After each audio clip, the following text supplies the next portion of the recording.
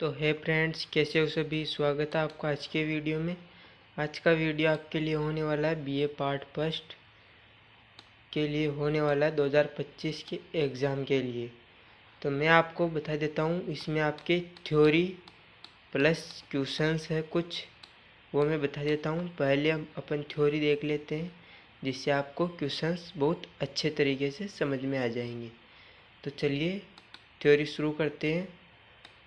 तो थ्योरी में क्या है ये देख लो। पहले मैंने यहाँ पे इम्पोर्टेंट लिख रखा है, वो देख लेते हैं, फिर अपन नीचे और अच्छी थ्योरी है वो देखते हैं। तो संप्रभुता आपका चैप्टर है, तो शुरू करते हैं। मैं हाईलाइट करता जाऊँगा। राजनीति शास्त्र में संप्रभुता एक मूलभूत और केंद्रीय अवधारणा है। किसी भी राज्य के अस्तित्व का आधार यही है।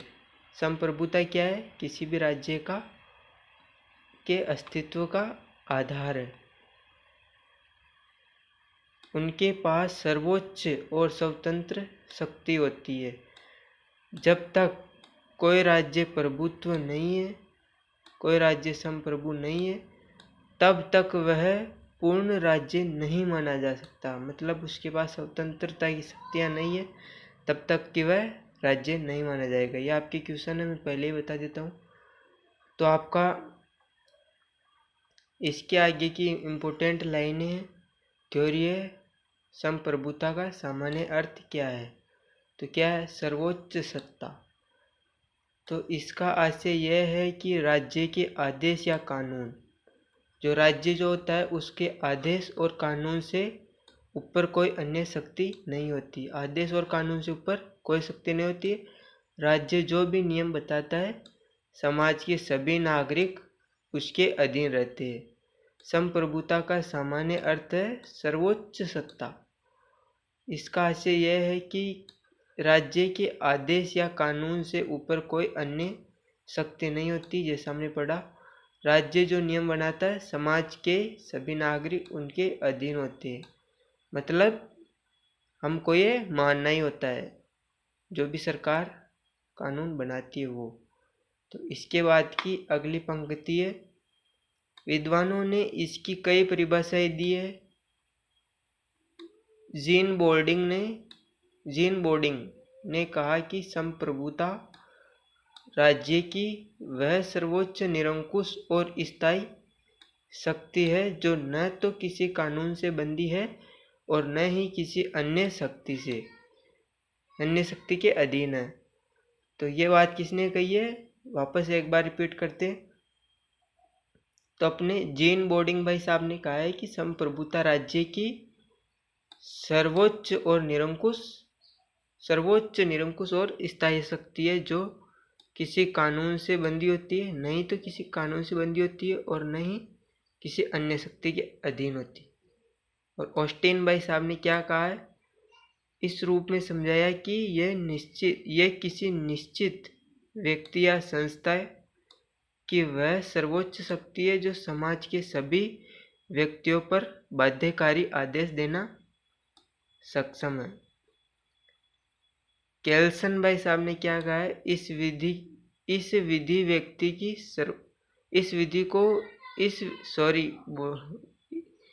विधि व्यवस्था की सर्वोच्चतम विधि माना जाता है। तो आपके इसका अगला वाला नीचे, संप्रभुता की कुछ मुख्य विशेषताएं मानी गई है। यह सर्वोच्च होती है, अर्थात राज्य से ऊपर कोई शक्ति नहीं होती। यह अविभाज्य होती है, इसे बांटा नहीं जा सकता। यह स्थायी होती है, राज्य के रहते यह भी रहती है। यह निरंकुश होती है, यानी ऊपर कोई कानून लागू नहीं होता, मतलब इस पर कोई अंकुश नहीं लगा सकता। निरंकुश होती है, इसकी शक्ति की कोई सीमा नहीं होती है। इसके ऊपर एक रह गया है, पहले वो देख लेते, ये इम्पोर्टेंट है। फिर आपके क्वेश्चन शुरू हो जाएंगे। इसके नीचे एक और है उसके बाद में। संप्रभुता को दो भागों में बांटा गया है, आंतरिक और बाह्य में। आंतरिक संप्रभुता का मतलब है कि राज्य अपने नागरिकों और संस्थाओं द्वारा सर्वोच्च शक्ति रखता है। वह कानून बना सकता है और कर लगा सकता है, मतलब टैक्स लगा सकता है और दंड भी दे सकता है। बाह्य संप्रभुता का अर्थ है कि राज्य अंतर्राष्ट्रीय स्तर पर स्वतंत्र रहे, किसी अन्य राज्य के अधीन ना हो। जैसे उदाहरण देखो, भारत अपने विदेशी नीति खुद तय करता है और किसी भी बाहरी शक्ति के आदेश का पालन करने के लिए बाध्य नहीं रहता है। ये इसका उदाहरण था। एक और है, इससे देख लो, फिर अपन क्वेश्चन आंसर में चलते हैं। हालांकि आज के समय में संप्रभुता बिल्कुल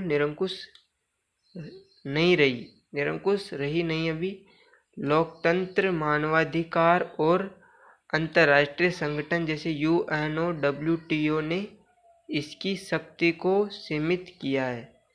इसके अलावा वैश्वीकरण और आपसी निर्भरता के कारण अब कोई भी राज्य पूरी तरह स्वतंत्र होकर कार्य नहीं कर सकता है। कौन सा संगठन है? UNO, WTO. इसीलिए आधुनिक विचारधारा में संप्रभुता का अर्थ जनता ही सर्वोच्चता और लोकतंत्र से जोड़ा जाने लगा है। तो ये आपकी कुछ थ्योरी थी, वो मैंने बता दी। पहले क्वेश्चन देख लो, फिर एक एक करके इनके उत्तर देखते हैं। मैं कलर चेंज कर लेता हूँ।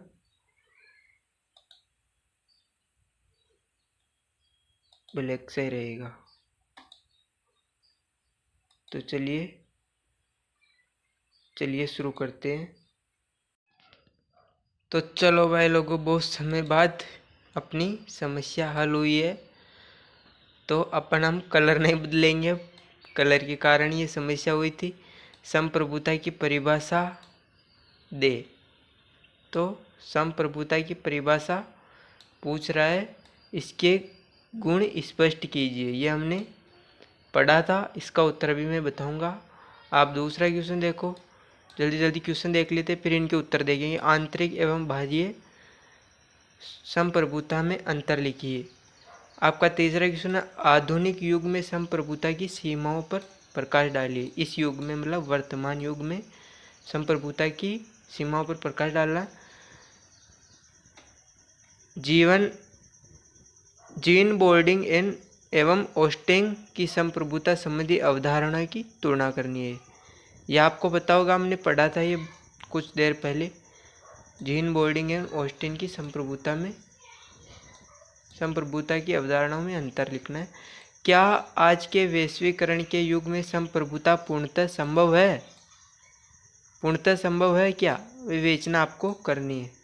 तो चलिए हम उत्तर की ओर प्रस्थान करते हैं। वो वाला उत्तर नहीं, नॉर्थ साउथ वेस्ट वाला उत्तर। अपना जो क्वेश्चन का आंसर है वहाँ पे चलते हैं। ये हम लोगों को दिखेगा भी या नहीं। तो संप्रभुता का अर्थ पूछा है पहले क्वेश्चन में। संप्रभुता का अर्थ है राज्य की सर्वोच्च, और यहाँ पे क्या लिखा हुआ कुछ दिखाई नहीं दे रहा है। बोर्डिंग और ओस्टिन ने इसे राज्य की निरंकुश और स्थायी शक्ति माना है। ये हमने ऊपर पढ़ लिया है, इसे वह दिख भी नहीं रहा तो कोई दिक्कत नहीं आएगी। सर्वोच्चता, राज्य से ऊपर कोई, वो पहला जो अपन ने पैराग्राफ पढ़ा था वही इसका उत्तर है। अविभाज्यता, इसे बांटा नहीं जा सकता है। स्थायित्व राज्य के रहने तक यह भी रहती है, मतलब जब तक राज्य का स्थायित्व रहता है संप्रभुता भी रहती है। निरंकुशता, इसके ऊपर कोई कानून नहीं लगता है। हमने पढ़ा था, मैंने बोला था कि इस पर कोई अंकुश नहीं लगा सकता। इस पर अपरिमितता, इसकी कोई सीमा नहीं होती है। तो आपका दूसरा क्वेश्चन था, क्वेश्चन वापस देख लो। आंतरिक एवं बाह्य संप्रभुता में अंतर। चलो उत्तर देखो। आंतरिक संप्रभुता का संबंध राज्य के भीतर नागरिकों और संस्थाओं व संस्था पर उनकी सर्वोच्च शक्ति से है। किससे है? सर्वोच्च शक्ति है। यह राज्य को कानून बनाने, कर लगाने मतलब टैक्स भरने, दंड देने का अधिकार देती है।